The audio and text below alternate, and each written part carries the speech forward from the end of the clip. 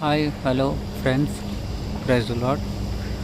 నేను చెప్పబోయేది ఈరోజు చిన్న కథ, యాకోబు చరిత్ర. వాళ్ళ అన్నని ఎలా మోసం చేశాడు, ఇంకా ఎలా బయటికి వెళ్ళాడు, ఇంకా వాళ్ళ మామ దగ్గరికి వెళ్ళాడు, ఆ స్టోరీ గురించి ఈరోజు మాట్లాడుకున్నాం. Welcome to my YouTube channel Yakob official. ఒకరోజు ఏమవుతుందంటే, ఏషావు వేటాడి వస్తాడు. వేటాడి అలసిపోయి ఉంటే యాకోబు వంట ఉండి ఒక కూర చేసి పెట్టుంటాడు. అది ఏషావుకు ఆకలిగా ఉన్నాడు కాబట్టి అది చాలా మాంసం కూర అనుకుంటాడు. మాంసం అనుకుంటా కూర అనుకుంటాడు. అనుకుంటే ఆ కూర నాకు ఇస్తావా అని యాకోబు అడుగుతాడు. యాకోబు అంటాడు, ఇస్తాలే కానీ నాకేమి ఇస్తావు అని అంటాడు. నీకేం కావాలి అని అంటాడు. నాకేం కావాలన్నప్పుడు యాకోబు అంటాడు, నీ దేశ భాగం ఇస్తావా అంటాడు. దేశ భాగం ఇస్తావా అంటే ఇంకా ఏషావు కొంచెంసేపు ఆలోచిస్తాడు. కొంచెంసేపు ఆలోచించేది దేశ భాగం ఇచ్చేస్తాడు. ఏషావు కొంచెంసేపు ఆలోచించి యాకోబు దేశ భాగం ఇచ్చేస్తాడు. కూర ఇచ్చేస్తాడు ఏషావుకి, యాకోబు. దాని తర్వాత చూసుకుంటే మాంసం కూర కాదు, అదొక చిక్కుడుకాయ కూర. ఏమవుతుందంటే ఇస్సాకు ఏషావుని పిలిచి, కుమారుడా, అడవికి పోయి వేటాడురా, దీన్ని తీసుకురా, నేను నిన్ను దీవించాలనుకుంటున్నాను అన్నాడు. అయిన తర్వాత ఈ వార్త ఇస్సాకు వాళ్ళ వైఫ్ రిబ్కా వింటది. రిబ్కా వినేసరికి ఏషావు కొంచెం అటుపోయేసరికి రిబ్కా విని యాకోబుని సిద్ధం చేస్తుంది. గొర్రె చర్మం అంతా అడిగి ఆయనకి చేసి, అరే మీ అన్నకి ఆశీర్వాదం పొందకపోతున్నాడు, అంతలోకి నువ్వు పోయి ఆశీర్వించకపోతే మీ తండ్రి కాడ నువ్వు ఆశీర్వదించుకో అంటే యాకోబు అంటాడు, మమ్మీ మరి గుర్తుపట్టడం మరి అంటే గుర్తుపట్టలేరా, గొర్రె చర్మం తగిలించుకో అంటాడు. గొర్రె చర్మం తగిలించుకొని తొందరగా పోతాడు. యాకోబు తొందరగా వేసాక పోయి, నాన్న నువ్వు తీసుకురమ్మన్నావుగా, తీసుకొచ్చాను, లేచి తినట్టు. అరే తొందరగా వచ్చావా, ఇంత తొందరగా అంటే అప్పుడు యాకోబు అంటాడు, నాన్న నీకోసం దేవుడు నాకు తొందరగా వేటవాడడానికి జీవిని చూపించాను అంటాడు. దాని తర్వాత చూసాడు, సరిగానే దగ్గరికి రమ్మంటాడు. దగ్గరికి రమ్మని తడివి చూసుకుంటాడు. గొంతు ఏమో యాకోబులాగా ఉంది, చర్మం ఏమో ఏషావులాగా ఉంది. దాని తర్వాతగా గీస్తాడు. ఆరంభించేసరికి తింటాడు. తిని దీవిస్తాడు. ఇంకా కూర్చో ఏషావు అని చెప్పేసి మొత్తం దీవిస్తాడు. దీవించి అన్ని దీవెనలు దీవిస్తాడు. దీవించిన తర్వాతకి అయిపోతుంది. ఇప్పుడు యాకోబు కొంచెం అటు పోతాడు, పక్క పోతాడు. ఇంకా ఏషావు వచ్చేది చూసి రిబ్కా ఏం చేస్తుంది, యాకోబుని వాళ్ళ మామూలు రిబ్కా వాళ్ళ అన్న దగ్గరికి పంపిస్తాడు. లాభాన్ దగ్గరికి పంపించడానికి పోయే టైంలో ఇట్లా యాకోబు పోతాడు, నెక్స్ట్ ఏషావు వస్తాడు. ఏషావు వచ్చి, నాన్న నీకోసం నేను తీసుకొస్తానంటే, అరే ఇప్పుడే గారు వచ్చావు, ఎప్పుడు వచ్చానా, నేను ఇప్పుడు వచ్చింది ఇప్పుడు నాన్న అంటే నీ తమ్ముడే యాకోబు ఏంటదిరా, మోసం చేసిరా నేను, నాన్న అన్ని దేవుళ్ళు ఇచ్చేసాను రా, ఒక్కడు కూడా లేదా నా గురించి అంటే, ఒక్కడు కూడా లేదురా అంటాడు. దాని తర్వాత యాకోబు వెళ్ళిపోతూ ఉంటాడు. పోయిన తర్వాత చీకటి పడుతుంది.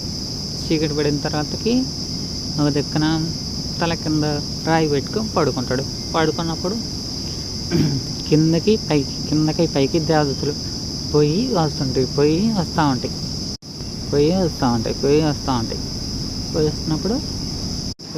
ఉంటే లేస్తాడు. పొద్దున్న లేచి, అయ్యా నేను కానీ ఇది ఖచ్చితంగా దేవుని సన్నిధిని అక్కడ ఒక రాయి పెట్టి నేను కానీ క్షేమంగా తిరిగి వస్తే నీకు బలి అర్పిస్తానా అంటాడు. నువ్వు వెళ్తాడు. వెళ్ళిన తర్వాతకి అక్కడ ఇద్దరు గొర్రెలు కాచుకుంటా ఉంటారు. అయ్యా లాభాను కావాలి, లాభాను వాళ్ళ ఇల్లు ఎక్కడని అడుగుతాడు. అడిగిన తర్వాత గొర్రెలను అడిగినప్పుడు అక్కడ అదిగో రాహేల్ ఉంది, మీ మామ కూతురు, ఆమెతో మాట్లాడండి, ఆమె వాళ్ళ ఇంటికి తీసుకెళ్తుంది అని చెప్తాడు. ఆమె పోయి చూసేసరికి ఆమె చాలా కొంచెం అందగత్తనమాట. పోయి ముద్దు పెట్టుకొని మీ నాన్న నాకు మామయ్య అని చెప్పేసి వాళ్ళ వరుసలు మాట్లాడుకునేసరికి ఇంకా వాళ్ళ మామ వాళ్ళ ఇంటికి పోతాడు. ఇంటికి వెళ్ళిన తర్వాత దాని తర్వాత వాళ్ళ మామ తీసుకొని దగ్గర తీసుకొని ఇప్పుడు వచ్చినావు ఏం సంగతి ఎలా అని మాట్లాడతాడు. లాభం దగ్గర ఇంకా మాట్లాడతాడు. ఇంకా చెప్పాడు, వచ్చినా బాగానే ఏం కావాలి ఏం సంగతి అని మాట్లాడితే యాకోబు అంటాడు, మామ నీ చిన్న కూతురు రాహేల్ నాకు కావాలి మామ, నేను పెళ్లి చేసుకుంటాను. ఒత్తిగా వద్దు, నేను 7 సంవత్సరాలు కొలువు చేస్తాము అంటాడు. కొలువు చేస్తాను, నేను గొర్రెలు కాస్తాను అంటాడు. 7 సంవత్సరాలు కాస్తాడు. ఆ ప్రేమ కోసం 7 సంవత్సరాలు కాస్తాడు అన్నమాట. 7 సంవత్సరాలు కాసినప్పుడు ఆ 7 సంవత్సరాలు యాకోబుకి ఎలా పోయిందంటే 7 రోజులు పోయింది, అంతగా పోయింది. ఇంకా పెళ్లి చేసేమో ఆసనమైన తర్వాత అప్పుడు మనలాగా పెద్దగా అంగమంగా ఏమో ఏదో ఫంక్షన్ హాల్లోనో ఇంటికాడో చెల్లిని గుడిసె లాంటి ఉండేది. దాంట్లో ఒక అబ్బాయి పోతాడు, అమ్మాయిని పంపిస్తాడు అనమాట. అట్లా అనమాట పంపిస్తే యాకోబు ఉన్నాడు, పెద్ద అమ్మాయిని పంపించింది, చిన్న అమ్మాయిని పంపిస్తుంది, పెద్ద అమ్మాయిని పంపించింది. పెద్ద అమ్మాయిని పంపించేసరికి ఇంకా రాత్రి చూసుకోవాలి. ఇంకా రాహేల్ అనుకున్నాడు, పెళ్ళి చేసుకొని అయిపోయింది. పొద్దున్న చేసరికి మా అమ్మ నన్ను మోసం చేసిన మా అమ్మ. లేదల్లుడు, నేను మోసం చేస్తాను, పెద్ద కూతురు నట్టునే పెట్టుకుని చిన్న కూతురు పెళ్లి చేస్తే బాగుంటుందా చెప్పలేదు. ఊర్లో ఉన్నందరూ చెడ్డగా అనుకుంటారు, అందుకని అలా చేశాను. ఇంకొక 7 సంవత్సరాలు చేయి, మీ చిన్నమ్మని కూడా నీకే ఇస్తా, నువ్వే పెళ్లి చేసుకుందావు అంటాడు. మళ్ళీ ఆమె కోసం ఇంకొక 7 సంవత్సరాలు కొలువు చేస్తాడు.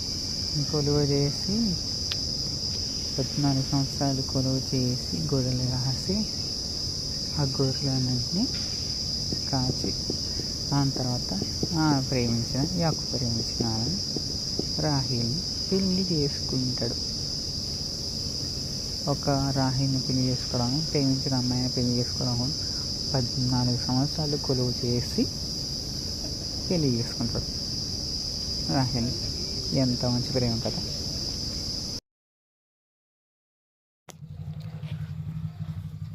పెళ్ళి అయిపోతుంది. పెళ్ళి అయిపోయిన తర్వాత అట్లనే